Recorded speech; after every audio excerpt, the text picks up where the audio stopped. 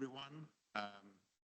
Welcome to this event where we will be discussing Nordic traditions, Nordic climate finance in the region and beyond. I say good evening, and this is very much evening for the Nordic people. You know that the Nordic people, they go to the office to work very early in the morning, then they don't speak anything, they just work, and then they go for a very, very short lunch. Then they don't speak, they just work, and then they go home very early. And actually, when other people are maybe thinking where to go for dinner, that's actually where the Nordic people are already sleeping. But there are also some very good positive things about being early. And one thing being early is that we in the Nordics, that is at least what we believe, have been very early in green transition and defining green policies. This event is hosted together with the Nordic Council of Ministers and the 3 Nordic financial institutions. These institutions are the Nordic Investment Bank, NIB, Nordic Environment Finance Corporation, NEFCO, and the Nordic Development Fund, NDF. And my name is Jukka Ahonen. I'm the head of communications at the Nordic Investment Bank, and I will be moderating this event.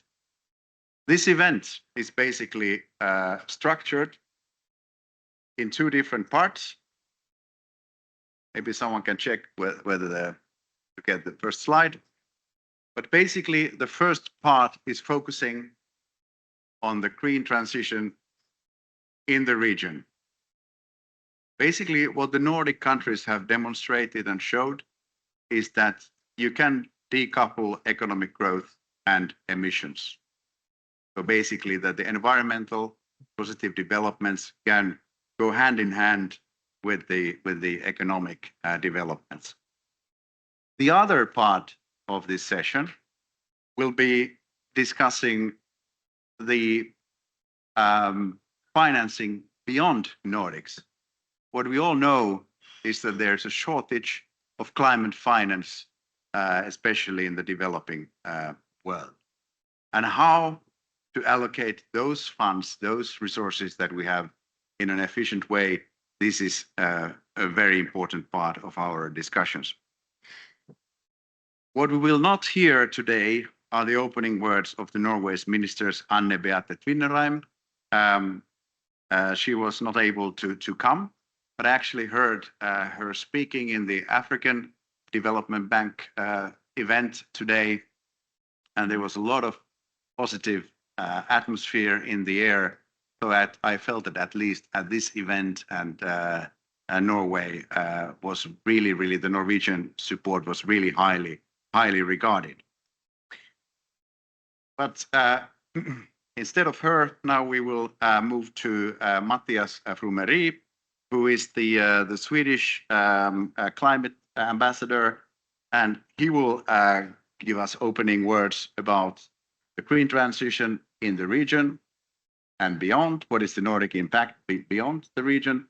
And also, I will have some follow-up questions to him. So over to you, Mattias.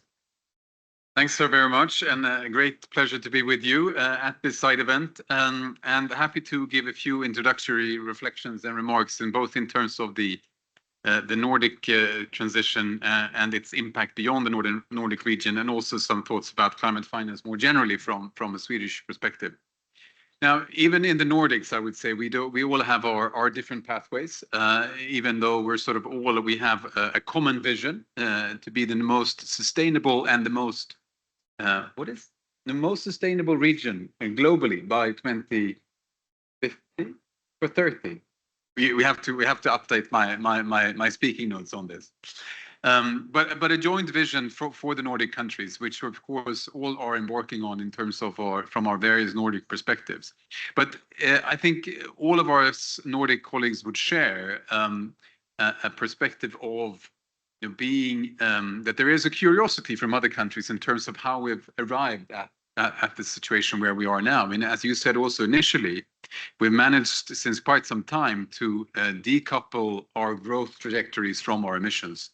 In a Swedish perspective, I think you usually sort of start that measurement from around 1990, after which we've grown our economy by some 70%, and whilst our emissions have decreased some 30% or something. So most of the Nordic countries would have had a similar kind of trajectories in terms of decoupling our economic growth from our emissions. And of course, we're doing that based on sort of the kind of structural reform that our economies are going through consistently. I mean, something which sets the climate transition aside from previous reforms, I would say, is that it needs to happen faster and across the economy at the same time. Whereas previous reforms maybe were more sort of sector per sector, depending on what kind of crisis hit that particular sector at some particular time during the economy. And these kind of experiences, and I think also sort of coupled with the kind of social model we would all have and share. I mean, even that, of course, would be different in different Nordic countries. But again, from a Swedish perspective, the kind of social dialogue we've established in our labor market with the various types of institutions that we have facilitates also our transition to a net zero society, where there is sort of an engagement and awareness of the importance of ensuring that everyone is on board in the transition to net zero. And hopefully these are the kind of experiences which we can share with partners globally in terms of how we have structured our transition process and how we engage sort of between government actors and the private sector, and how we mobilize finance in terms of financing the transition to net zero. And here again, I would think that experience between Nordic countries are very similar, based on also sort of the kind of approach which we would have, for example, to social dialogue and ensuring that everyone has a place in whatever kind of structural reform that we engage in. So those would be sort of a couple of reflections on the Nordic green transition, and how far we've come, and hopefully what kind of impact that also could have on a global level. If we're looking more sort of to climate finance in particular, I mean, obviously we all know this is dubbed as the finance COP. I mean, I would hope personally that we would have more results than only on finance, because we need it. I mean, the urgency of climate action is becoming clearer, and if it wasn't clear already, it should be clear by now. So we can't sort of say that one COP should deal with this, or another COP should deal with something else. But all COPs need to address the totality of climate action. And I mean, from looking at the Paris Agreement, of course, that would be mitigation, adaptation, and finance taken together. So building not least on the outcomes of COP28 and ensuring that we get follow-up of the GSC outcomes. But focusing maybe particularly on finance, when we from a Swedish perspective look at finance, we try to sort of look at it from three different types of pillars. And again, building on our own experience, how we see that, how do you efficiently allocate finance for the transition? And that first pillar would be looking at our own budget system. How do we allocate budget or finance through our own national budget system? So, how can countries globally ensure that you integrate and mainstream climate action throughout your national budget system? Obviously, we all have our different setups, and when we design our national budget, we're obliged to make three different types of impact analysis: one based on gender, one based on jobs and growth, and one based on climate and environment. And if I would have colleagues from the Ministry of Finance here, they would say, well, even if you do those impact analysis, that doesn't mean that we actually do what's the result of those. But at least it gives us an idea of how this particular budget proposal would actually impact these three different pillars. So we're making an informed decision, hopefully, in terms of how we allocate finance through our budget. Secondly, and of course this is also part of our budget, but I'd like to also pinpoint our development finance, because I think most of us donors, and specifically in the Nordic region, we would try to mainstream climate action also throughout our development finance. And of course, equally, we would also hope that our developing country partners would prioritize climate action in the dialogue that they would have with us as donors. So we can sort of meet in setting those kind of priorities and ensuring that climate action is actually at the heart of what we're doing in our development finance. And of course, I wouldn't be doing my job properly if I also, when mentioning this, highlighting the contributions that Sweden has announced just this week. We announced another 8 billion Swedish krona for the Green Climate Fund, 200 million for the fund for responding to loss and damage, and 130 million for the adaptation fund, as announced only during this week. And also, I should mention a collaboration together with a number of partners for and in primarily the Asian Development Bank, where Chiedza is providing a guarantee, which all in all will help mobilize $11 billion. 11 billion, that's 10% of the current climate finance goal. So just highlighting that also as the kind of innovative solutions that we're looking for when we're speaking about climate finance, and hopefully that can also be reflected in the outcomes on the negotiations on the new goal. So it was budget mainstreaming in your budget processes, ensuring that climate action is mainstream in your development finance. But maybe most importantly of all is ensuring that there is an investment climate that actually attracts the kind of investment necessary for driving the transition. And here again, obviously, all Nordic countries, we have our different starting points, but also obviously all countries globally have different starting points in doing this. But maybe just to highlight a couple of elements which we would think are useful in ensuring that kind of investment climate. For example, having a price on carbon. I think we're 60 countries, something now roughly, which have some kind of carbon pricing mechanisms. I think Sweden and Finland are the countries in the world with the highest carbon tax globally. We're happy to have that. And of course, hoping others can follow. Getting rid of fossil fuel subsidies, another point which is often highlighted also in the relation to the climate finance discussion. But also other more sort of non-climate issues, I would say, freedom from corruption, ensuring that you have rule of law in place, functioning institutions. These are all elements which also sort of form part of your investment climate and make sure that investors, both domestic and international, have the confidence enough to invest in that particular country. And of course, also then driving the transition to net zero. And so those three elements, I would hope also in some way could be maybe even reflected in the design of the new goal, having those kind of elements present there, as well as, for example, recognizing the very difficult fiscal space that many developing countries are facing right now. How do we embrace MDB reform, something which is not decided here, but of course the impact is felt also when it comes to the climate finance discussions. Another just final element, if I may, before I wrap up, we're having finance is often a topic which comes up in so many different negotiating groups. And there's always a challenge in sort of how to deal with that. And, we're saying that finance should be discussed in finance rooms and not being brought into the conversation in other rooms. But I would say also, there is obviously a recognition that finance is really it is a key element in driving the transition. So the more that we can recognize that there is a need for finance, but we also need to channel those requests in through what I would say are the right channels. And for us, that would be through our bilateral development finance managed by Chiedza, or through the multilateral development banks, or through the climate funds. So ensuring that whatever the kind of needs we identify within the UNFCCC process, that they would be then channeled into those three primarily channels for how we can sort of allocate finance through our development finance. And then, of course, you have sort of the wider financial flows and the whole transition of financial flows as we committed to also in the Paris Agreement in Article 2.1c. So just a couple of reflections on. Thank you, Matthias. Maybe one question, very simple one, that I think that we are pioneers in green finance, both in the region but also beyond. But what is it that is there something we should do better in Nordic countries? I think we should. Isn't that sort of always the role of various types of actors to improve whatever we do? So yes, I would think that, for example, on just looking at finance, how do we collaborate between different Nordic countries?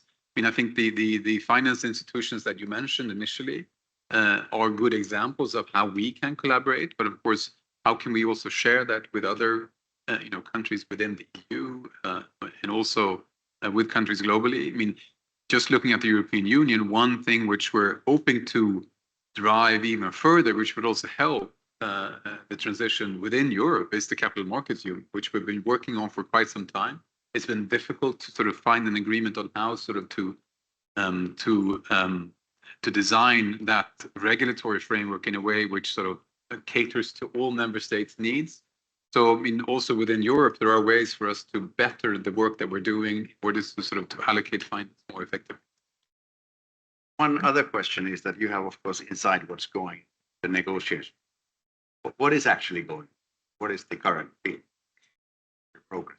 I think the current feeling sort of it varies maybe from by hour, and I think it's going to be very late night for many of the experts in the various negotiation rooms. But we have seen some progress when it comes to Article 6, and we just had a heads of delegation meeting on the new text which was presented, which I think from a Swedish and EU perspective was indeed a step forward. So hopefully we can find agreement on that.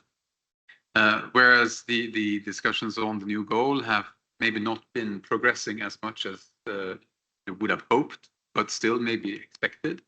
And so we still have sort of the key outstanding issues in terms of the quantum, the number of donors, and also sort of to the extent you should be using sub goals or not in the new goal. But I think also from our side, how do we reflect again the urgency of climate action in the outcomes of COP29, and specifically when it comes to mitigation.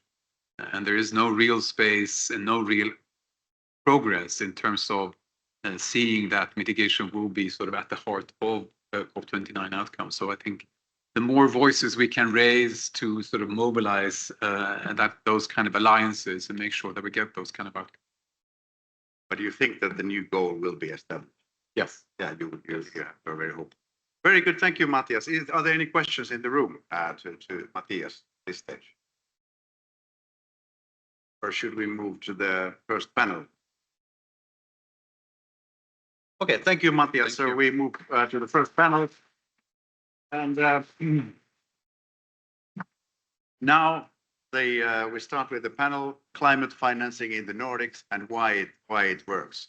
I would like to invite to the stage André Küüsvek, President and CEO of the Nordic Investment Bank, Sharma, Vice President at the Nefco, and then Lise Kerman Nygaard, who is the Denmark's youth delegate in the UN. Is there a particular way you want us to speak? You can sit there, maybe Ash here, and maybe Lise there. So now we are going to discuss the green transition in the region. And I would like to start with Ash, because what I found in the archives was a report that was written by you and Sven Hegelund, who was our board member at the time when it was published. It's a bit 10 years ago or something like this. But the interesting thing in that report was that you were kind of looking at a little bit this kind of history and the whole philosophy of the green policies in the Nordic region. So I would actually like to maybe, if you would give based on your paper that you would and your experience, to give a kind of a overall view of the achievements and the thinking in the Nordics, especially in the green transition field.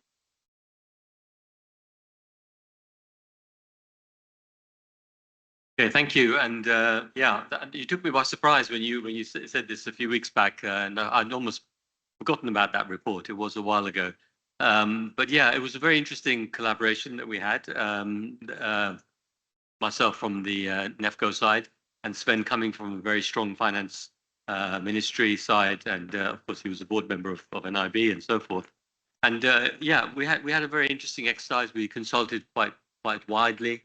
And I think it was very interesting to note that the Nordic model, as we saw it at the time, as has been described, was very much around issues which are well established now. The polluter pays principle, always looking at policies which aim to balance economic, environmental, and social sustainability. And I think those are hallmarks that, of course, continue today. Just to highlight a few sort of characteristics from that report, which I dusted off and did take a look at. Of course, the role of public and private partnerships. Collaboration is very key, particularly between government entities and private sector actors. And this requires extensive public support, policy-driven demand for environmental projects. And we've seen that this is it's almost unfashionable nowadays to talk about things like policies and regulation to drive things, because we're so enamored of the economic instruments. But there are other ways of doing it, and we've seen that work. And that led me to the regulatory and economic sort of incentives that are at play: emissions trading, subsidies, and so forth. Trying to create an environment for low carbon projects and so forth. We talked about green bonds, specialized financial instruments. I know that the NIB is a trailblazer in that area, and I think at the time when we looked at it, the issuances were in the order of about 130 billion. Now I checked 23. I think they're over 1 trillion.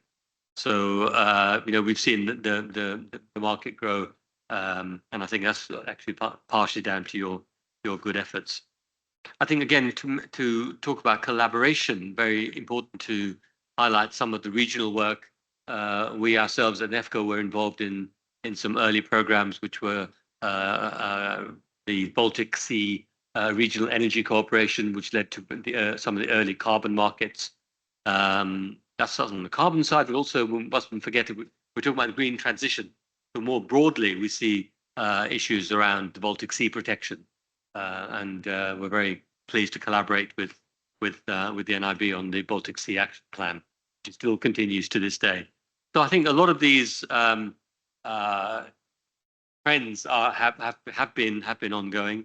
We've seen further growth in emission reductions, I should say, more growth in renewable energy, more innovation in green technologies. So we've seen a real continuation of that path going forward. And I'm very pleased to see that that's really helped us at Nefco. We work very much with small, medium-sized enterprises, quite different to the work that NIB does. And we have since then rebranded ourselves as Nefco, the Nordic Green Bank, which is actually what we've always done, but just to sort of capture the spirit of that trend. All right, thank you very much. We come back to Nefco then more specifically. Now you mentioned NIB, and let me now turn to André Küüsvek, who is president of the Nordic Investment Bank. The bank was established, 50 years ago, and actually your report was covering a very long historical period. So NIB has been existing for that whole period when the Nordics have been developing these green policies and practices. How has NIB evolved in this context, and how is the environment embedded in the bank's decision making? Thanks, Jukka. Yes, I mean, if you look at the decades now, that 50 years ago, roughly, when NIB was created, and about 30 years ago, in the mid-90s, the bank incorporated the environmental aspects into the project financing decisions. And it's now been around 20 years since it has actually been formally one of the two pillars of the mandate, environment being one of these, and then the other one being the productivity. We have a value set of things when we look at each project proposal. So, and among those, mandate is probably the first we look into.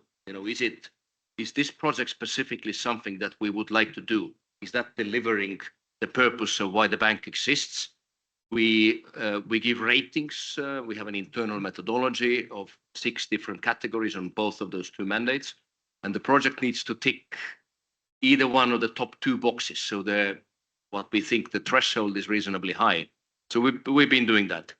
And then also, when I look at kind of more recent few years now, that we have really, I think, further moved the needle on the environmental finance, sustainability finance, and climate finance, is really that at last year's COP, we announced the climate strategy, which is now taking us towards a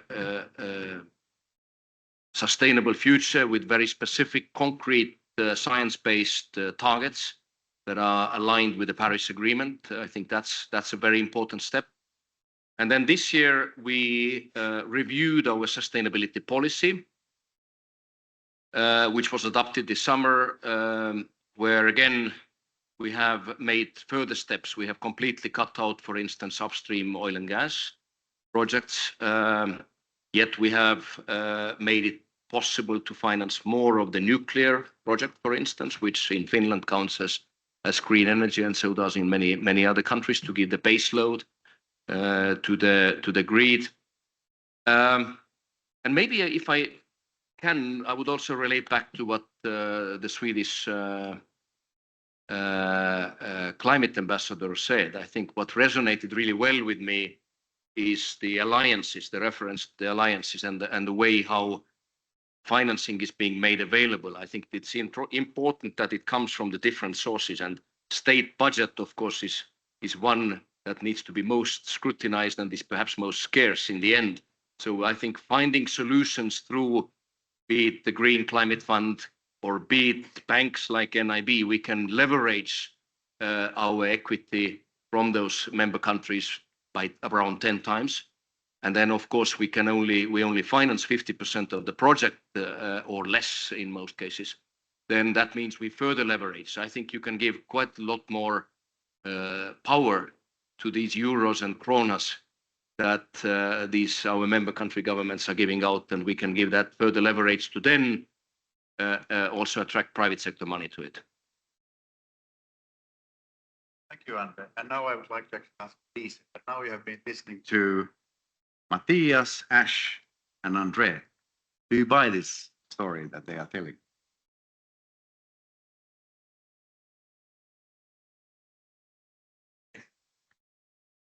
Thank you. I think yes and no. I think I'm also invited to this panel to represent the youth and the future and the expectations we have, maybe also to give some gender balance, I don't know. And I think you said in your beginning, or maybe it was you who said that I think it was you, saying that we in the Nordics things that we were the ones being early and we are the leaders and we're the ones who are doing very good in this field. And I think in terms of setting goals, yes, we are. We have set some very ambitious goals, and I'm very glad that we have had that. But I think now at times you also need to show that you're actually acting upon them and that you're reaching these goals. And I'm not sure that we are as good as a leader in that part of it. I think that we still need to show how our system and how our welfare model and how our belief in democratic rights and all these kind of stuff can fit into a world where we are not damaging the world the way that we do right now. Because I think in some way you can also look at our region as a developing country, a developing region, because we are the ones who need to change, right? And the ones we normally use as developing countries are the ones who, of course, they're not living a perfect life, I know, but they are the ones who are living in a way that's a lot more sustainable, at least in terms of emissions. So I think we need to show that we can live the way that we would like to live, but not in a way where you are taking away that opportunity from others. And I think in order to do that fully, we also need to take in consideration our consumption, and not only the way that we pollute within the region, but also what we create by living our lives within the region, but that has a damage outside. Yeah, so I think I'm partly buying that we are leading in some ways, but definitely not in all. Okay, I saw that André had also wanted to give a response immediately. I like being challenged, and I think it's perfectly okay. It gets us out of bed earlier even than Jukka was referring to when we started. But yeah, I think it's not perfect, but we really stretch hard day in, day out.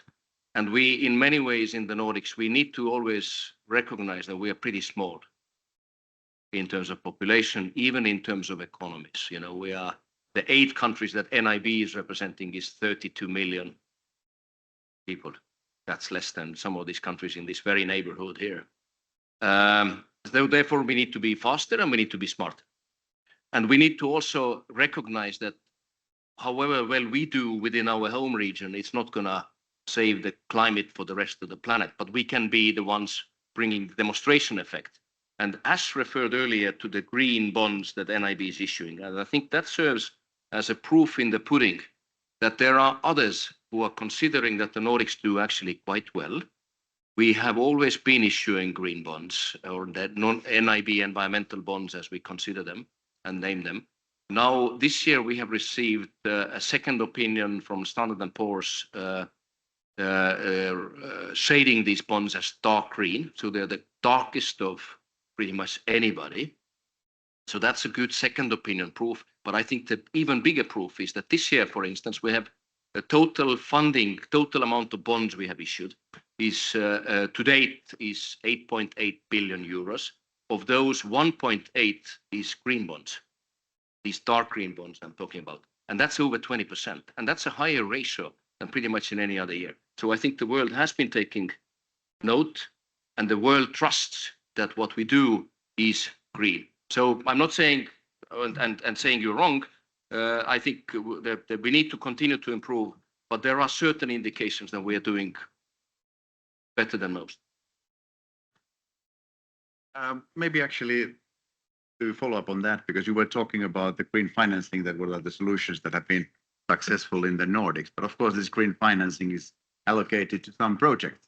So maybe the question is that what are the sectors where you see most kind of progress in the region? And what are the sectors where there should be a little bit more push for green transition? I don't want to monopolize the discussion here, but yeah, on this one, we certainly see the front runners in terms of the sectors. And then we see some of the sectors that are more difficult and therefore maybe also lagging behind. Even though in those, in the first group, there could also be sectors that are complex. Of course, renewable energy is the easy one, where, generation, be it wind, solar, or water, hydro, is green from the start. Now, when we get to more difficult sectors, still on the positive side, I think the green mobility, electrifying road transport, for instance, in the Nordics, we have made pretty good progress across the whole value chain, working with manufacturers such as Volvo or Volvo Cars, Scania, producing increasing electric vehicles and trucks and buses as well for short and mid-haul trips. And then there are, in that value chain, there are then companies that are managing fleets, for instance, PostNord, which is a joint Swedish-Danish company in the postal services. They are changing their fleet to these electric vehicles. We are working, really, from the generation to transmission grid to then also industrial companies. So that's one. The second one maybe is steel. Yesterday we had SSAB that is now really scaling up a fossil fuel steel production. Stegra as well is another name in that sector.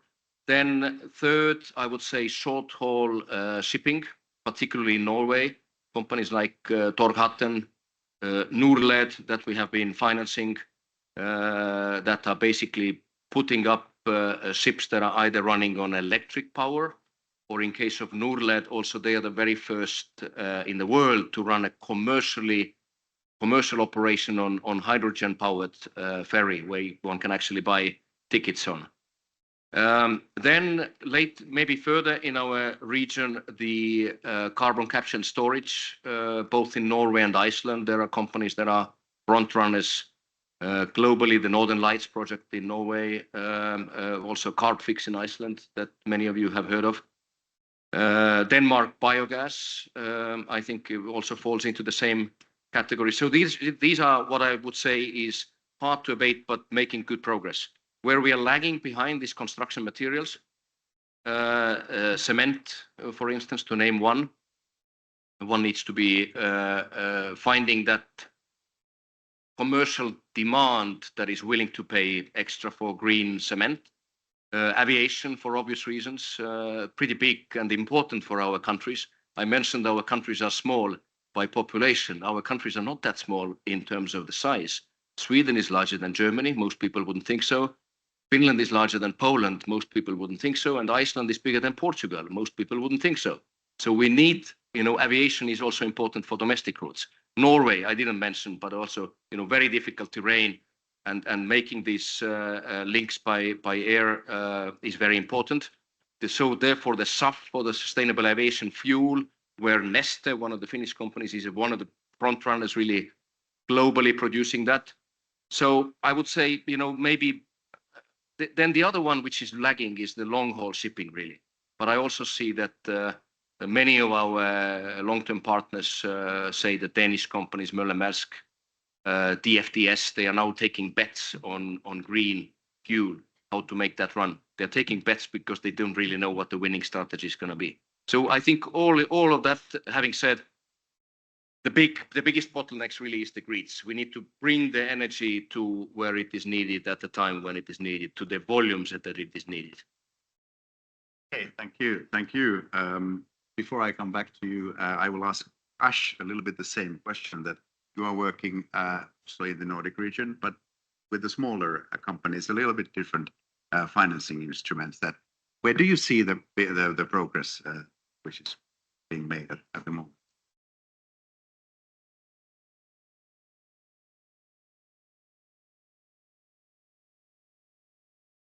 Sorry. Thank you for holding us to account. I think it's important that that we're not complacent in what we're doing. And when we heard about some of the very large projects, big infra type projects, which we don't see, we work with small tickets, where we work with small to medium-sized enterprises, and what we're trying to do is to help those companies, Nordic companies, any of the 5 Nordic countries, to help those companies to internationalize, and that's really been the focus. So we don't fund projects currently in the Nordic countries, so we help those companies to either export their business models or set up production and so forth. And in terms of what was your question? What have we learned? Yeah, where is the progress? Yeah, I think we have seen a lot of progress. We've seen actually some, if we're honest as well, we've seen that there have been some reversals of late, some headwinds, and of course, many people will be aware that there've been record bankruptcies in the SME sector, Finland and in Sweden in recent years. So there are some headwinds, but more generally, I think the direction of travel is that Nordic companies are innovative. They are willing to internationalize earlier than many other countries because they have small domestic markets. And we at Nefco very much believe that small is beautiful. We think that these projects have shown that they can be viable, and we've tried to work with financing our financing programs which could support those smaller tickets, try to take things forward. I'd like to also kind of mention here one of the things that we really pride ourselves on from the beginning, and I joined Nefco in 2005, and it was very interesting at that time. There was a lot of interesting work going on way before we talked about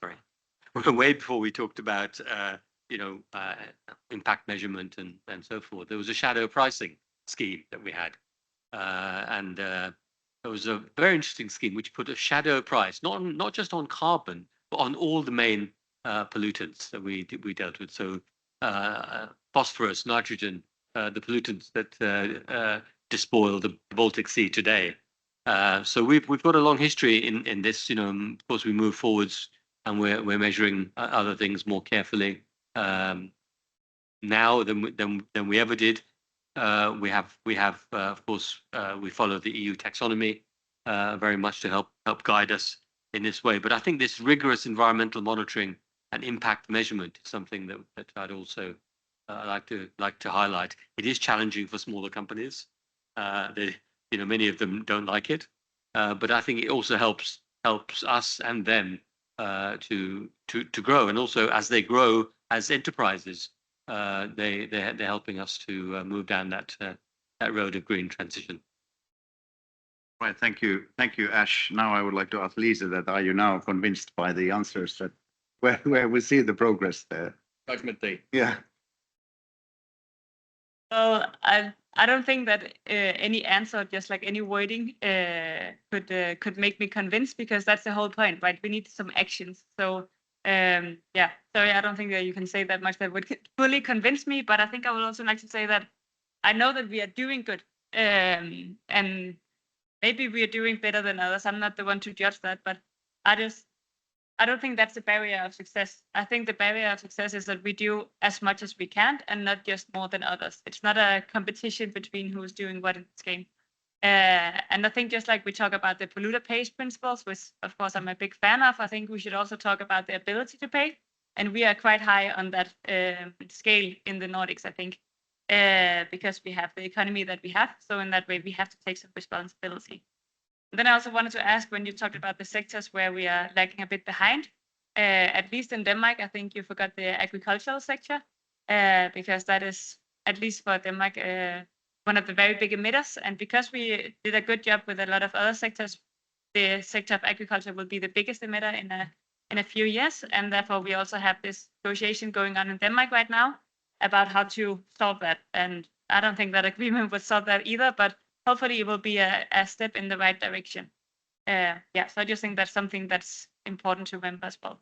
And when you talked about the sector of transportation, I also think it was a shame that you didn't cover more on like public transportation, because of course we can make our what you call like road transportation better and make it greener with electricity instead of gas and all that kind of stuff. But I think we also need to, we're talking about investments, to invest more in that part, because at least I can see a lot of my friends and a lot of the younger generation would actually really like to use this. And I know that the Nordic countries are big and it's hard to get all the way around.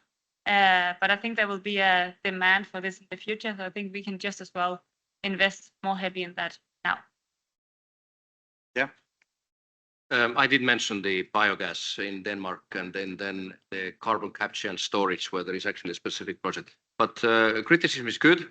The only thing I think that I would add to this is that the economy is a little bit like physics, that there are certain realities. You know, there is gravity in physics, and then in economy there needs to be a willing customer that pays the bill in the end. So I think these two things in the long run you cannot really ignore. So I think it's really important that when we look at the incentive mechanisms that are being put in place by the governments, and that could be carbon pricing, it could be one of these taxations include, you know, directly linked to carbon, or also otherwise taxation for new innovative projects. I actually think that the two NIB mandates, they converge increasingly.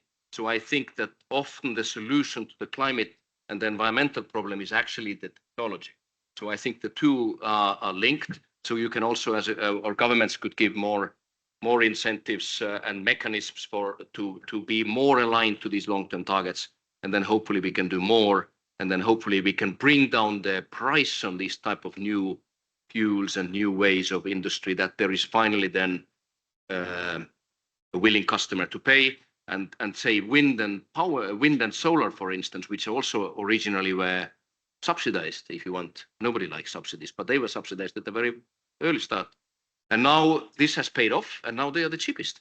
So that gives me actually quite a bit of hope that also for new fuels, new ways, there will be a solution eventually. Thank you, André. And you said that you don't want to dominate the discussion, so I will skip the next question. I ask Ash, and then I ask Lisa that the Nefco is also active in developing world, also in Africa. So what is the benefit of the green transition in the region for the rest of the world? And what is it that what is the Nordic content that you bring into these projects? And maybe still, what is it that we could learn from those countries that we are basically receiving your contribution? Yeah. Thank you. And Lisa, your point about the ability to pay is very important in what I want to say, because when you look at the poorest countries in the world, so we're working a lot with programs in Africa, and particularly with the blight of lack of access to clean energy and clean cooking, so forth, and solvable problems which technology exists, and by and large funding. Actually, it's about directing that funding. So there's a lot of challenges there in Africa, which we work with, particularly as we try and support private sector companies and we support them. Actually, we have two mechanisms. We have the Beyond the Grid Fund for Africa and the Modern Cooking Facility for Africa. And these have a very strong Nordic content. These were co-created together with Sweden, Chiedza. We brought on board the Danes. Norway is involved. We have Germany. We have the EU also engaged in these programs. So we bring, however, much more than just Nordic capital. And what we're trying to bring, some of the innovation in terms of business models that are being used to try and serve some of the poorest people on earth. You know, we talk about people who are subsisting on $2 a day equivalent. So you need to innovate in terms of your business model to try and reach those customers, and that involves things like pay-go, pay-as-you-go technology, mobile telephony. It's not super high tech, but this works there, and we've seen cases where there's great leapfrogging of technology in Africa, which we could even look at. Carbon financing is another initiative. You know, we worked for 20 years with all the Nordic countries to bring carbon financing to the table to help renewable projects in developing countries, and a range of different technologies supported. So I think there's a lot that we from the Nordic countries can bring to the table, which goes over and beyond sort of traditional development finance. But I think we need youth to hold us to some of the targets that we've set ourselves. We need to stop fudging some of the big numbers we're talking about here, and we also need to recognize that there are limitations. There are limitations on what you can achieve in terms of economic benefits, and a lot of that benefit has to be in the south. Thank you, Ash, and I want to give the last word to the young generation. So, Lisa, what is your last word to us? What should we do? I think we just need to remind ourselves all the time that we need to do all the things we can. And that means that we as individuals should do a lot, but not that the responsibility should be on the individuals. We need to create systems where we can live good lives, but still in a way that doesn't take that opportunity away from others.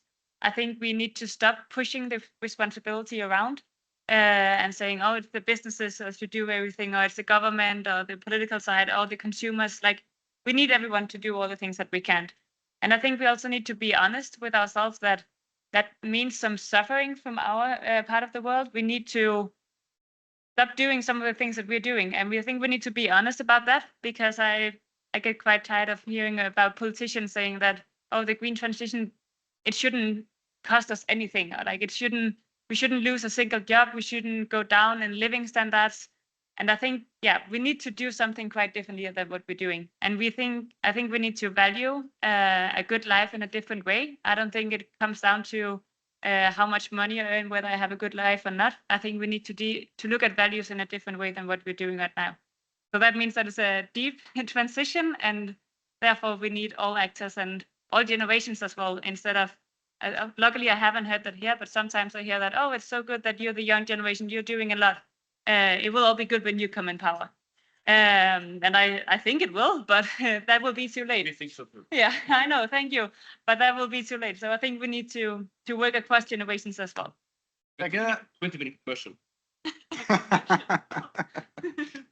We have just started our first ever, I think, at NIB Young Professionals program. So next year we are taking in our first cohort of young professionals. So Lisa, put your name on the list.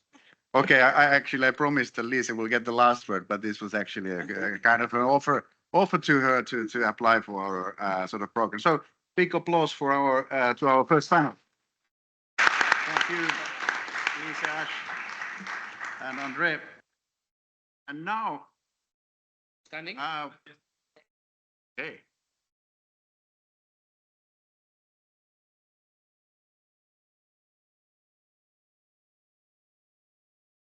Thank you.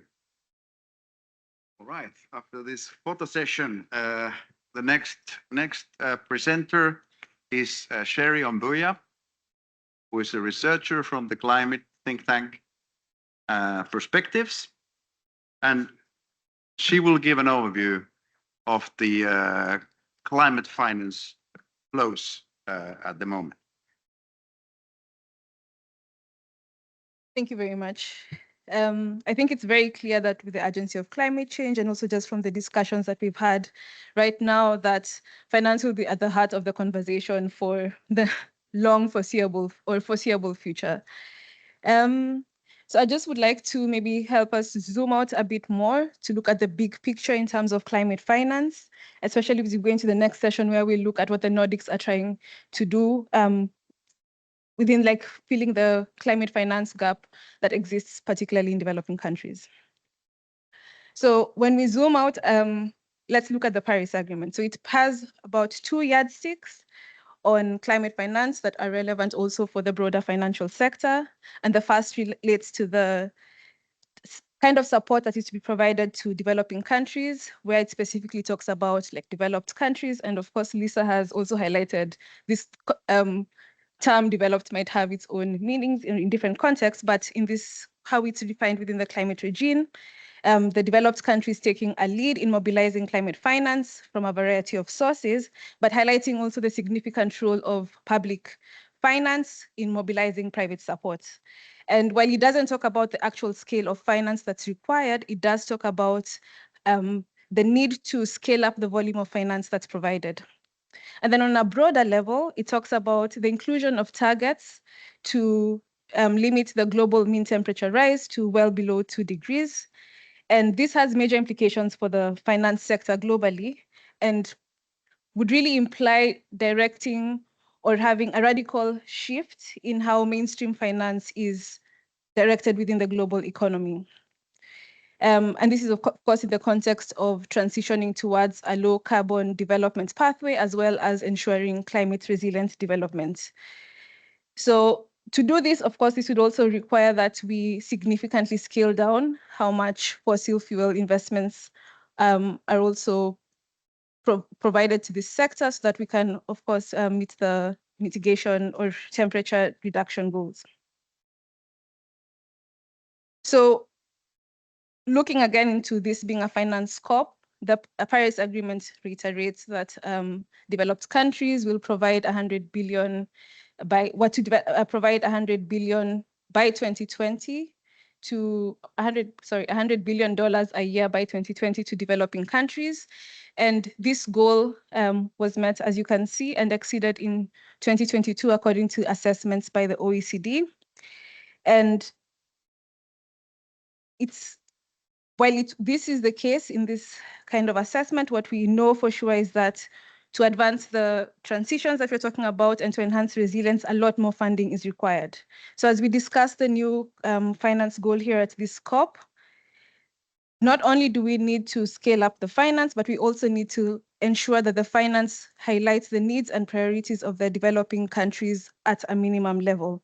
And for this, we would need to learn from the lessons in the delivery of the 100 billion goal. So let's just briefly look at what this means. So latest tracking data highlights that the current volumes of finance are nowhere near the levels of support that are required for the implementation of the developing countries' nationally determined contributions. And they're much further away from meeting these global warming limits of 2 degrees. So for instance, before this COP, the Standing Committee of Finance provides reports within the UNFCCC estimated that about $5 to $6 trillion are required for implementing developing country NDCs by 2030. And this need is significantly more because it's based on the assessments are done based on limited amount of information because not all countries provide costs for the implementation of their NDCs. So given that we need to increase the level of finance, developing countries have been talking about $1.3 trillion that within the quantum, what's the financial volume they would like under the new collective quantified goal, the NCQG, and this is roughly 10 times the amount that the current goal of 100 billion entailed. So looking at these estimates that the developing countries are highlighting, it would be roughly in line again with what the NDCs are indicating if the numbers were to be, if the amount was to be delivered by 2025. But to date, what we see also within the delivery of the 100 billion goal is that so far mitigation has dominated the finance, and private finance has also accounted for a lion's share of the investments, also with investments in the energy sector dominating.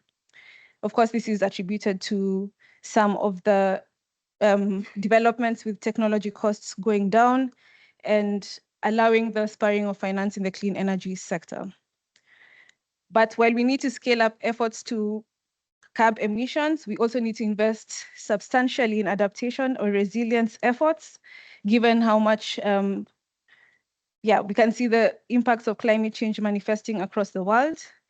And the estimates of adaptation are much higher. So we can see this in this graph, where it's about what the current flows are much lower than the kind of needs that have been estimated in different reports. And now we have the loss and damage also being highlighted by developing countries as part of their needs and the need to fill up the newly agreed fund for responding to loss and damage, which would then mean that a lot more money is required. And the Intergovernmental Panel of Climate Change has articulated that there's enough capital and liquidity to address the climate finance gaps, but this would need a massive redirection of the finance toward climate action. And of course, this would also require political will, especially in the context of increasing ambition and trying to avoid further carbon lock-in. So in terms of the kind of investments we take in to ensure that we don't have a carbon lock-in. So while we do need money, we also need to ensure that the money has some qualitative elements that can really ensure that the finance is predictable and also can be delivered in a timely fashion. And in this case, one of the lessons we learned from the delivery of the 100 billion is that loans have been presented quite and at different concession with different levels of concessionality have represented quite a bit of quite a large share of the instruments that were used for the delivery of this. And these developing countries, a large number of them are already struggling with debt. We've already had this in the previous panel discussion. So high quality concessional finance will be vital to ensure that the climate finance can really do the work it entails to deliver on impact, so that the countries are not spending a large amount of these funds repaying loans, but rather on the elements of or climate action that really can help them with mitigation, adaptation, and loss and damage. And in these countries, while we want to deliver the finance, we also have to recognize that the barriers to investment are quite large, and they're country-specific, sector-specific, and would need a variety of financial instruments, such as de-risking or looking at various forms of policy reforms that can really support also the scaling up of private sector investments. So this is just a broad picture to kind of set the scene for the next panel, highlighting what's going on with the developing countries' requests in the negotiation rooms, as they really would, of course, want to enhance their ambition. And this can be supported, for instance, by some of the institutions that are presented here today in terms of really directing finance to them. Okay, thank you, Sherry. And I think you're, thank you. I think that your key conclusion is that the climate finance flows are nowhere near the needs. And maybe what I would like to ask you is actually that what you would like to ask the next panel. Yeah, so just given this kind of scale of finance that's required, for me, a key thing I would really like to hear from the Nordic institutions that are here today is what kind of bold, creative, or innovative approaches they are willing to take to kind of scale up the finance and bridge this gap, and really ensure that developing countries needs met, their mitigation needs as met as well. Okay, thank you very much, Sherry. And then the next panel will discuss this topic. So I would like to invite to the stage Satu Santala. She's the Managing Director of the Nordic Development Fund. Then Valerie Hickey from the World Bank, Global Director for Environment, as well as Monica Gullberg, a Senior Energy Policy Specialist from the Swedish International Development Agency, SIDA. And now, actually, no, you see that the gender balance is tilting to the other direction. So on average, this is quite okay. So first of all, I think you should answer the question by sharing. Would like to? I will ask Satu. So what can we do to close the gap? Thank you, and thank you for that presentation. It's of course always stark to be reminded of the scale of the challenge and the scale of the resources that is required. And I think maybe a little bit in the words that Lisa left with us, we all have to do everything we can. And there's not really one magic trick or one solution that can work, and that we all also need to work together. I do think that, for example, in the case of the Nordic Development Fund, with funding from the Nordic countries, we've been able to double our annual commitments in recent years to where we are now, and really sort of trying to do everything we can to stretch what we can do. But of course, it's not only about the amount either. We also have to, and also as Sherry reminded, we have to think of where the money is going. Adaptation is important, and we have to find ways of increasing the focus on adaptation. We at the NDF do minimum of 50% of adaptation, and we've been looking at different ways of doing that. But then also making sure that we use that we have enough of grant resources or concessional resources, as you also. There, NDF is in a good position that the Nordic countries have given us a concessional mandate, so we can and should be using grants or other very concessional tools. But then also, it's a great responsibility to use those scarce, very valuable gold nuggets of grant resources in a way that they really go to places where, or to projects where grants are really needed, and where other kinds of resources cannot go. Or then we use them to mobilize private resources. So those both uses is something that we ourselves are considering. It's of course very easy to spend grant money. You can, everyone wants your grant money, but it's very difficult to use it wisely and to use it for best impact, and also to mobilize with it. So then the final point I wanted to make is sort of in addition to how much we have, what we spend it on, what kind of money it is, and also really spending it, and like the hard work of building those projects, building those financial structures also where we can mobilize private resources. That's kind of where the rubber hits the road, and where we're working with other partners to make that happen.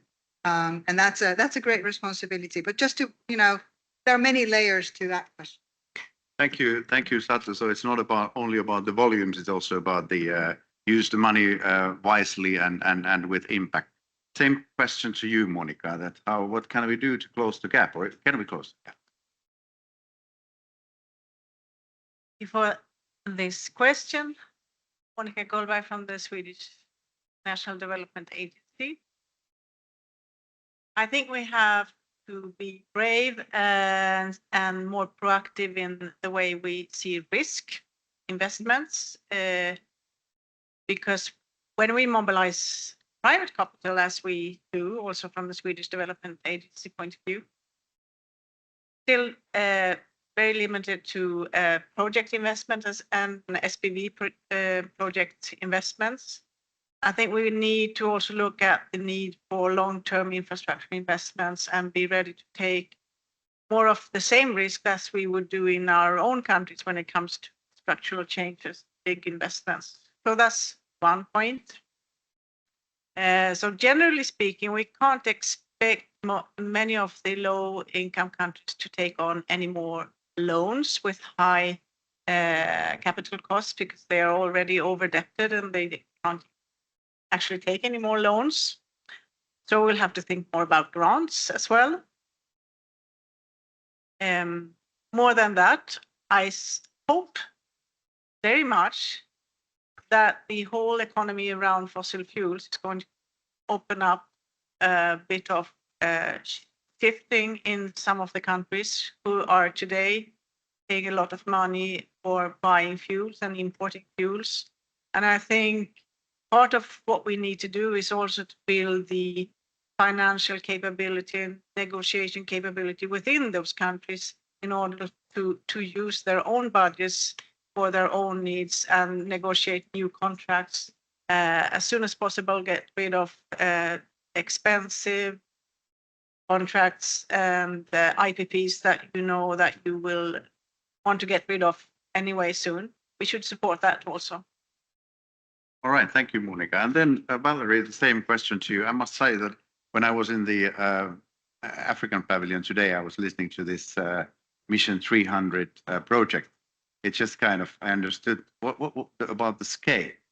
If there are 600 million people in Africa who do not have access to electricity, that's 20 times the whole population of the Nordic countries. But the same question to you, what Sherry asked. How do we close the gaps? No, thank you, Yuka. And yes, we need a huge amount of money. And the challenge is it's not just for climate. It's for development. It's for peace building. It's to reduce the affordability crisis, including in places like the Nordics. And I think this is the challenge. And this is where I think we have a responsibility probably to do three things to try and close that gap. I think the first is we have to reduce the cost. And I'm very glad that finally, even though André said nobody likes subsidies, in fact, everybody loves subsidies. And I think that's the challenge. We're all sort of breastfed on subsidies, and we're having to wean people off subsidies, and not necessarily by eliminating them, but finally there's a discussion about reforming subsidies. It's never made sense to me that at a time when fiscal space constraints are one of the biggest challenges, particularly that developing countries have, all of us together are investing directly $1.5 trillion to create $5.5 trillion worth of damage to the environment and to health. That doesn't make any sense. That's just really bad math. That's $1.5 trillion a year that instead could be used to accelerate renewable energy or the new type of green fuels. It could be used to move away from extensive agriculture to regenerative agriculture. And so thinking about subsidy reform, I think, is one of the new ways that is finally acceptable, driven, unfortunately, because of the fiscal crisis, to be able to bring down the cost. Because closing the gaps, you either have to put more money on the table or you have to reduce the price tag. And so we have to focus on reducing the price tag as well. I think the second thing we have to do is increase the amount of money, and in part by shifting who takes the risk of that money being successful. Because too often at these COPs, understandably, when we talk about money, we talk about quantity. It's what's the quantity of money that's missing. But often we need to spend more time talking about the quality. It's what Satu said, who gets access to the money? How quickly does the money come? Because particularly for adaptation, if you get $1 today, you can do something with it. $1 a week from now or a year from now may only do half the thing you need to do. And so moving the money quickly and thinking about impact and the data and metrics behind that is very important. And then shifting the risk of failure to the private sector. I think that's why we've been so proud of this new innovation where we're working on outcome-based bonds.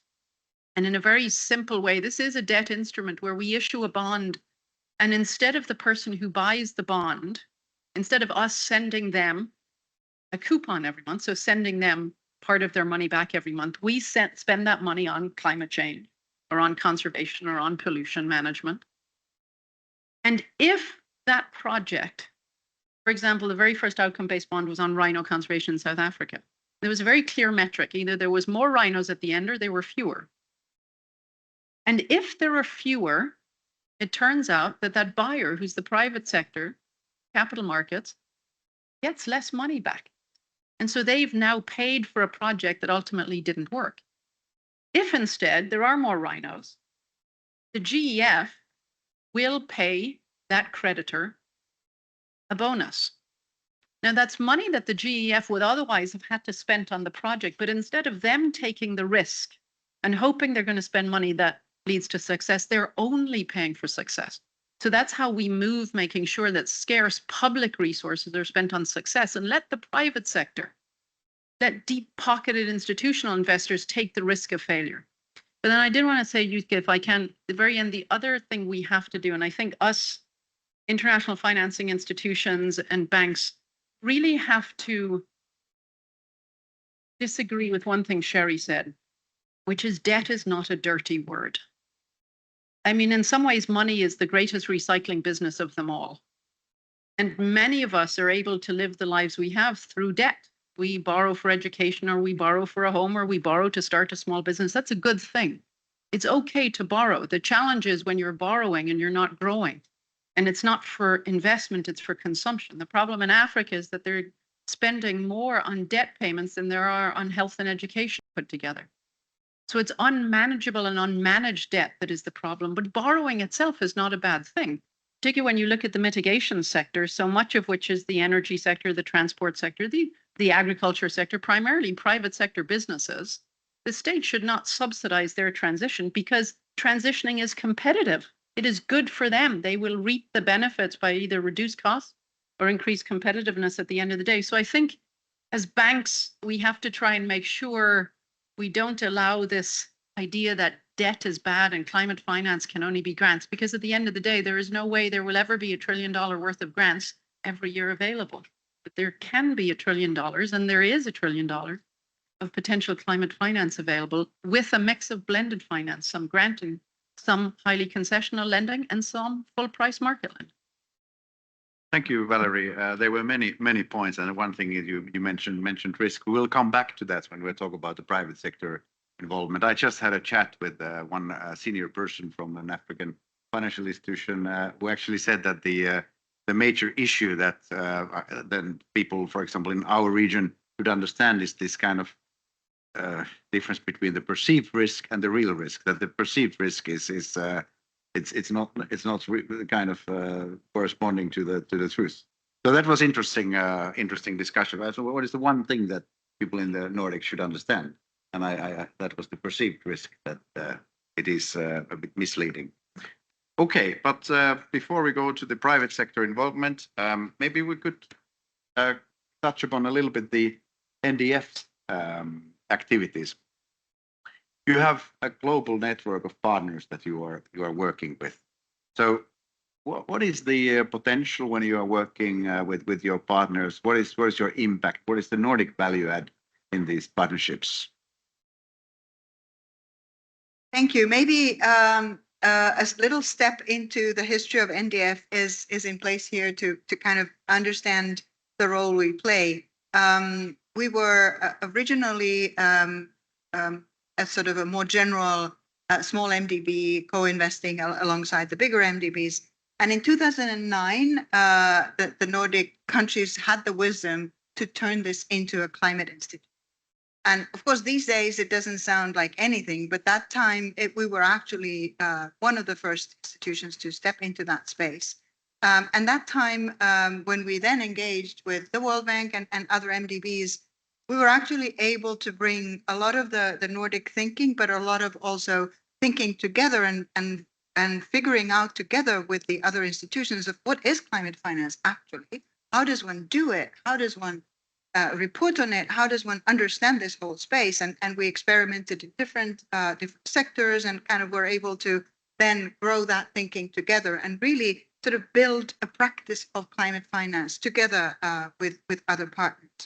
But of course, those days are gone. Now there's a lot of established practice and a lot of areas where climate finance is happening.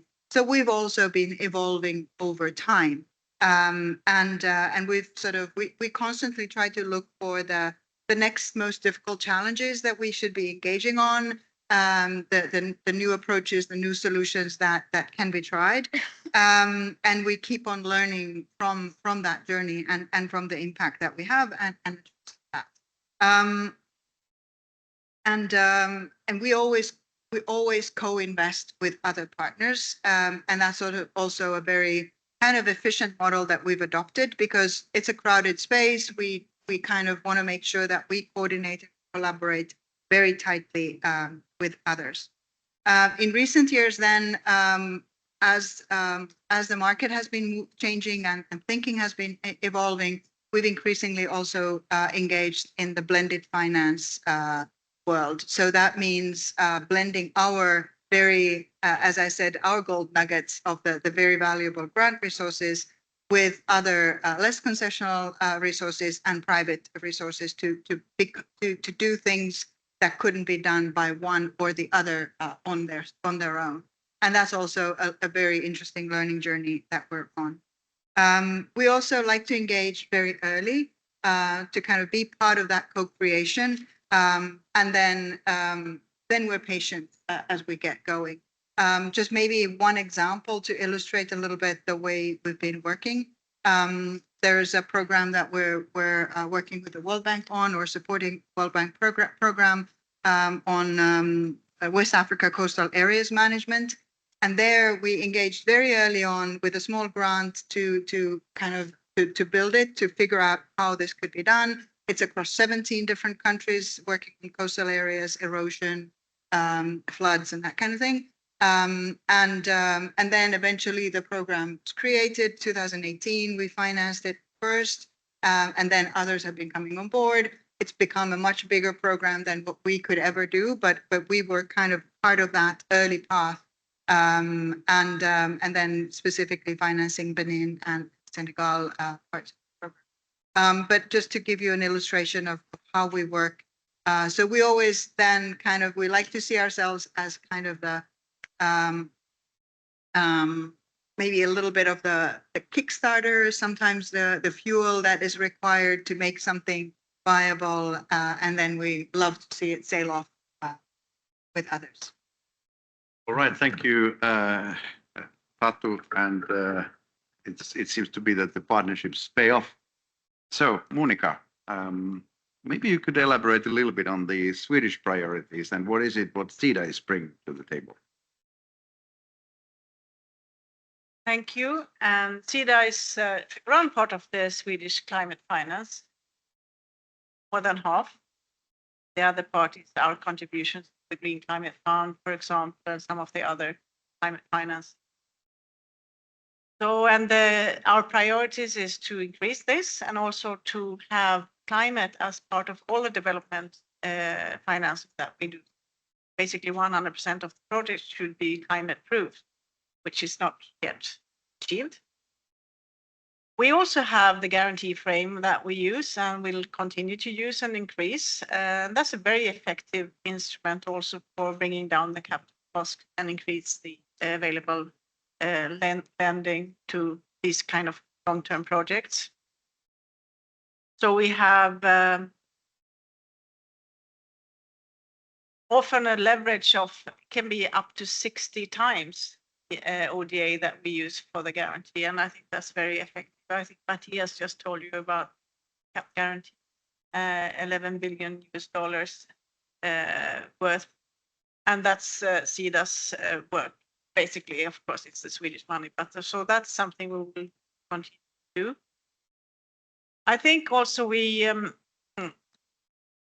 part of what we value and what we'd like to do is to increase the type of cross-cutting projects. We think that maybe mitigation and adaptation is fine, but we think that the holistic view is a richer way of going forward, especially when you're talking about development and climate compatible development. So this is, apart from bringing money, we'd like to also bring about new business models, because a part of what developing countries do is to find new systems that are better than ours. I think this was something that our youth guest just said. We are the ones that need to change, basically. So we need to support developing new business models, new ownership models, new risk sharing models, and also, of course, keep the capital low. New ways of developing the food chain, for example, new ways of developing transport system, and new ways of developing the energy system, which is, I think, a little bit old-fashioned in our own country. Okay, thank you, Monica. And now, Valerie, what do you think what is the value adding of the Nordics? Think about the in these partnership programs. Just heard from NDF, from Chiedza, that what is it that they bring to the table from your point of view? Yep, perfect. Thank you. It's many, many things. And it is about risk sharing, as Monica said. It's about being a Kickstarter, as Satu said. So there's lots in our partnership that's financial, that's helpful, that's business as usual. And we do the same with all the banks, with different banks and different financing institutions everywhere. In that sense, you know, we have to work more on collaboration and thinking through how we collaborate. A lot of us banks are now working together to originate to distribute, as we say, because we all love jargon. But it's since we don't have to compete. Unfortunately, there are enough problems to go around. Not like the problems are so small that either I'll get the loan or Satu will get the loan. No, plenty of demand to go around. So where we find demand and we help structure it, it doesn't mean that the loan needs to just come to us. The blended finance, we're working on the structured deals. We're all working together on complementarity, making sure that we don't do the same thing unless we need to, if we have different pricing that helps structure a deal. And I think that in particular is something that the Nordics bring to the table. Because you know well, we're at a very difficult moment in the world because multilateralism is on its back foot. Many countries who used to be bastions of democracy and freedom and the three issues that André brought up of gender, jobs and climate are stepping back and they're putting their national interests first. But the Nordic banks remain at the forefront of pushing these issues. And that matters for climate, especially matters for gender at a time when women's rights are on the retreat everywhere. And it matters for the jobs agenda, because one of the transitions we're seeing and that we're doing within the bank, but I think the Nordic banks have done before us and are showing us the way, is that instead of talking always about the triple environmental crisis as an environmental issue, it's a people first agenda. And the Nordic banks have always been solid and robust at talking about these agendas are about people. And so that's helping drag us along and remind us of the importance of a people first agenda. So that complementarity in some ways, but the importance of standing up in a dark and troubled world and standing for those agendas for gender, for climate, and for jobs, focusing on impact, being willing to do the hard work to design some of the projects, but not always having to take all of the credit. Because that's the second thing that Nordic banks do better than anybody, which is don't need to plant their flag on everything. Don't need to stand up and beat their chest. And that matters because especially when so much, Sherry, of the money, climate finance is through debt and is always going through debt. We as banks have to get used to stop talking about these things as our projects. We have this terrible language in the MDB world where we talk about our project, our results, our investments. I'm lucky enough to own a home. I have a mortgage. I don't talk about it as my bank's house, my house. And yet, and this is something, again, the Nordics do, you talk about a particular business. You talk about a particular ministry or sector in a country. You don't talk about your project. It's something we're also learning from the Nordics very much.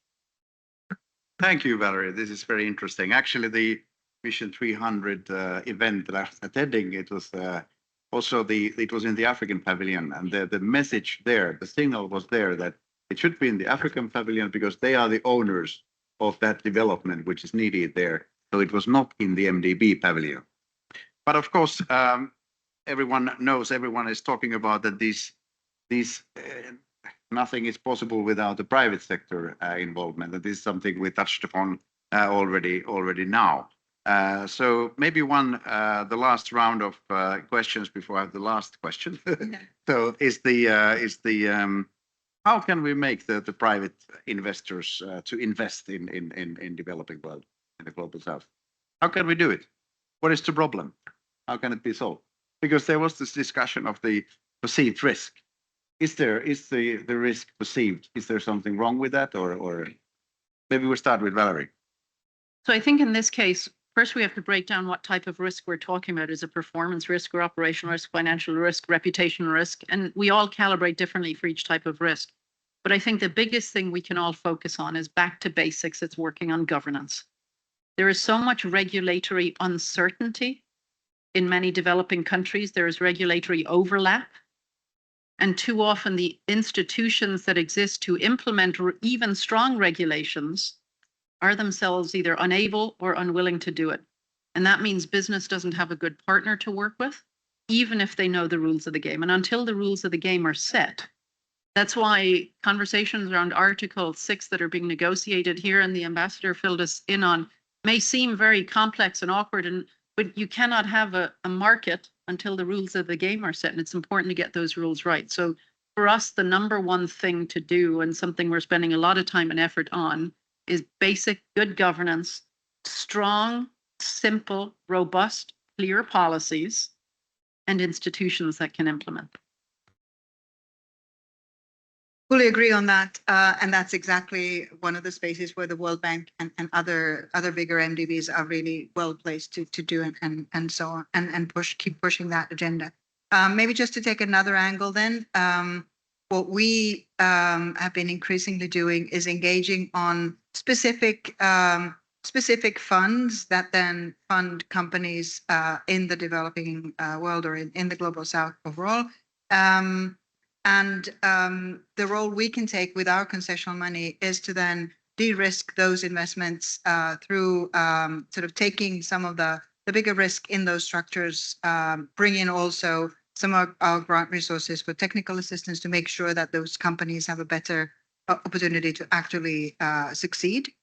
And we engage early, so we bring, of course, the climate focus, gender focus, sort of figuring out how do these investments actually become good for women and good for everyone. And we also bring our knowledge on impact and governance and so on. Of course, there's a lot still happening in this area. Our portfolio is relatively young and we keep on learning. But we do see that these have both a demonstration effect of like, it helps with some of the perceived risk that people do see that actually it does work, it can be done, it is happening. And then of course, by doing this, we also do already attract private capital into these markets. Maybe just, one example that we launched actually yesterday, our funding to a fund called Hardest to Reach by Acumen. It's doing off-grid solar in the hardest to reach markets. So it's in the countries and within countries also those communities, those people who would not be connected to any form of electricity so far. And what we're now doing for the first time is our financing is a results-based incentive to those companies that actually do go to the most hardest areas and those people who would not be reached otherwise. And then our financing reduces the cost of their financing. So it's yet another model that we're trying. But just to say maybe that, so while we wait for all the big things to fall in place, what we also need to do is just get there and do things and sort of create some of that dynamism and create those demonstrations. Okay, thanks. Same question. So thank you for the question, and I agree with the importance of institutions. Maybe what I would add is the build trust in the demand and to build Nordic Investment Bank representative said, need someone to pay. And I think in developing countries, we find that people are ready to pay quite a lot. They spend much more money than we do. I mean, in a percentage on their children's education, on their much of their life is much more expensive compared to their income than our lives. We have surplus. So these are, I think one of the things that we can do is to build this trust on specific projects where we know that we have an interest and that there's a growing market, there's lots of youth, there's women, there are a lot of people who actually want to have a good service. One of the areas that we really found is really, how can I say, look, very helpful and also very climate friendly is working with energy efficiency, both in East Europe and in Africa. It's a way of investing in something that is a win-win situation, get a better off business or a bit better off household economy, and it's also better for the climate. And it's also in a way of creating inclusiveness, because you are then part of taking the decision at your own level. And yeah, so building a little bit more, empowering the demand, because if people start demanding green solutions, of course we can deliver, and there's also a lower risk for the capital, and this perceived risk will be lower. Okay, and now there's a perceived risk that actually we can be running out of time. But so that's why I have a really fast question. The last one, what is your, if you would have one piece of advice on the Nordics and the climate finance, what would that be? One sentence may be preferable.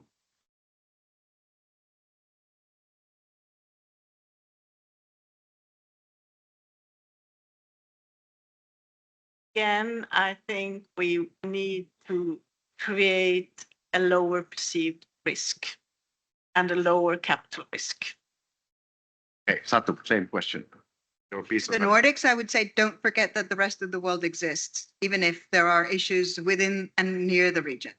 And I have to say, I'm so sorry, my colleagues are going to be upset with me. When I said about the hardest to reach initiative, I should have said it is still subject to finalization of the paperwork, the agreements. Sorry. Okay, and Valerie, the last word for you. That's managing risk right there. Please, no matter what anybody else does, don't ever give up on gender and climate. Everyone else is retreating right now. You guys have to be our North Star still on all of this. All right, thank you very much.